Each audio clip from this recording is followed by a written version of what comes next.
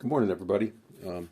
Got a few things installed on the car, hopefully to alleviate some issues, and also made an adjustment on the firewall adjuster.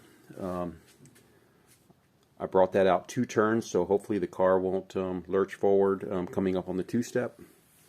So we made that adjustment, and I forgot to do that last time we went to the track, so that kind of threw me off on the start. But we did get our 4-post cutoff switch installed, so I can hook up an ignition box or something for an extra safety feature for a cutoff. And we did replace this circuit breaker with a Bussman 150 amp. And one thing I didn't notice, these things are apparently these things are directional. One side is goes to the battery, and one side goes to the load side or the auxiliary.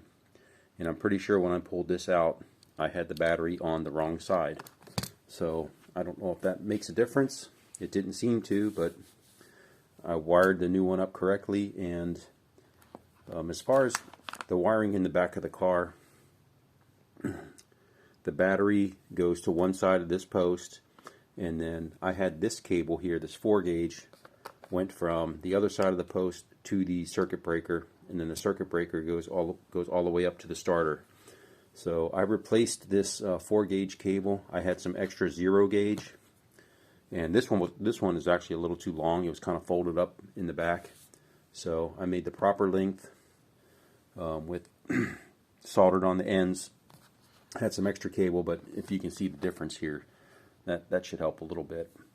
So I got all that done. 4-post is installed, the new Bussman 150 amp, and I made up a 0-gauge cable to go from the cutoff switch to the circuit breaker, and I have it on the correct side now. So, and again, I was unaware of that. I never noticed it, but one side says battery and one side says either your load side or auxiliary.